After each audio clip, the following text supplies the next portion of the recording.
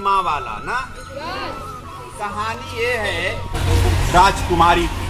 कौन थे? राजकुमारी। और बहुत विदुषी थी। विदुषी समझते हो? क्या? विद्वान। और वो बहुत जानकार थी और उसको कोई नहीं हरा पा रहा था।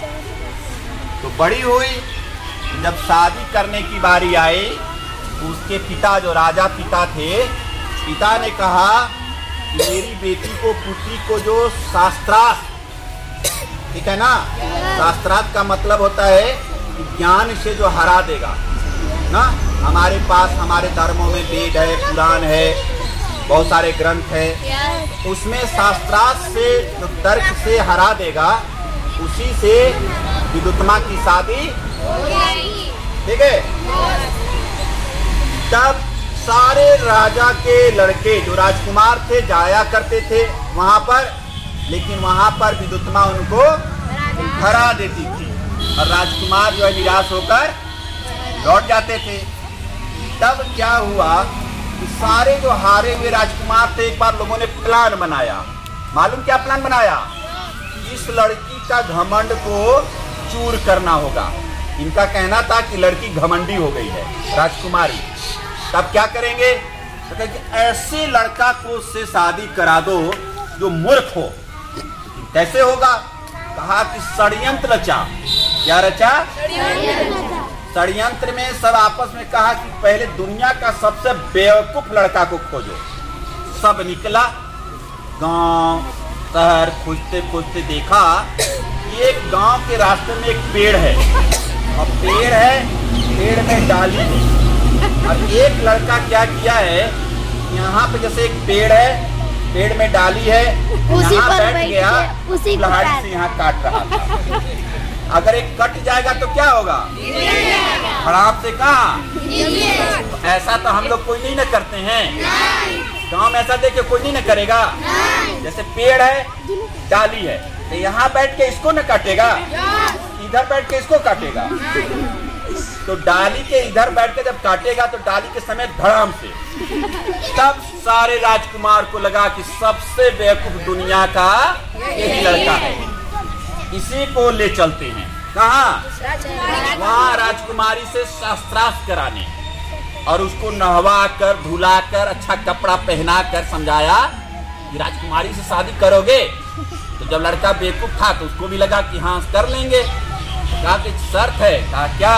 वहाँ तुम बोलना मत, गुस्सा भी मत करना, अब बोलने का मन करे तो इशारा में बोलना। समझ गए? बोलना मत। तो कहा चलिए ठीक है, मान गया।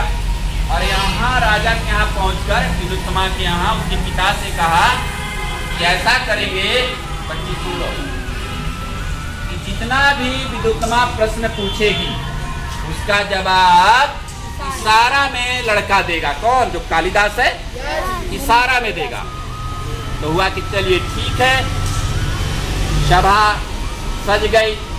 एक तरफ रानी राजकुमारी विदुत्मा और एक तरफ वो कालिदास जो लड़का, ठीक है ना।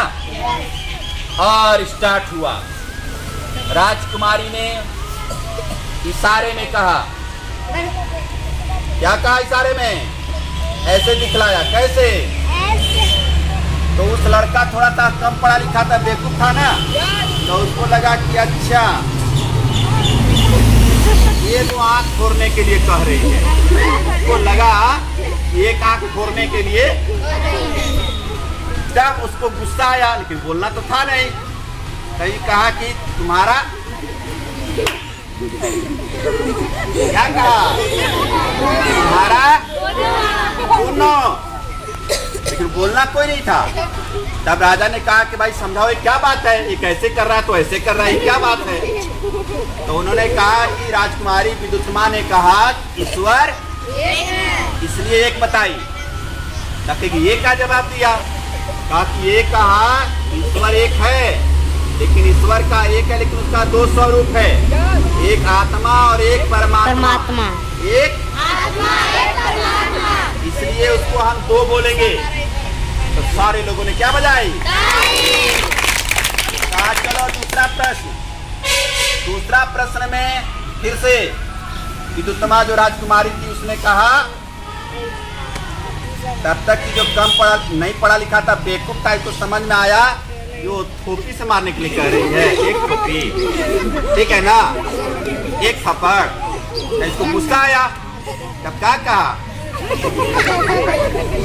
कि तू थोपी से मारोगी तो तुम्हारा मार के मुठा से मुँह तोड़ देंगे। तो मन में अब ऐसे किया, तब हुआ कि अरे अब ये क्या।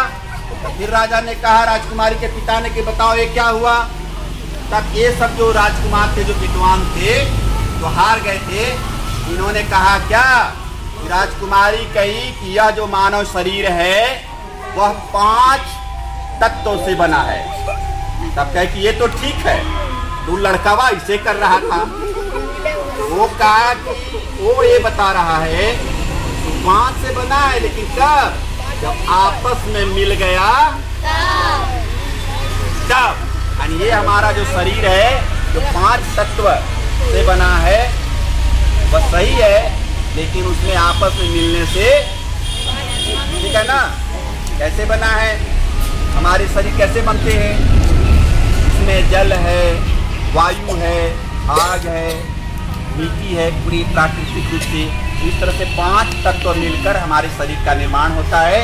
और जब हम लोग की मृत्यु होती है तो फिर से यह मिट्टी में, वायुमंडल में मिल हो जाता है, पूरे वायुमंडल में, प्रकृति में हमारा शरीर। और इस तरह से वहां पर राजकुमारी की शादी कालिदास से हो जाता है। और अभी तक कालिदास विद्वान नहीं है। अब जब घर आ गए तो विद्वान थी, ऋषि थी ना, तो केवल संस्कृत में बोल रही थी। और ये कालिदास जो लड़का था, इसको समझे में नहीं आ रहा था उस समय। बाद में कालिदास नाम पड़ा, तब क्या हुआ, तो गुस्सा के मारे कहा जाता है कि वो धक्का दे दी, ऐसा बोला जाता है। आकर वो गिर गए। कहाँ गिर गए, वो गिरे, एक आपको वहां पर इसका फोटो था, काली माता का फोटो था। और वहां पर गिरने से इनकी जिह्वा कट गई और वहां से खून, रक्त बहने लगा और काली माँ के चरण पर पड़ गया। और कहानी में आगे बताया जाता है कि माता प्रसन्न हो गई, कहो बस तुम वर मांगो। अब कालिदास, जो उस समय कालिदास नहीं थे, डर गए काली माँ के स्वरूप को देखकर।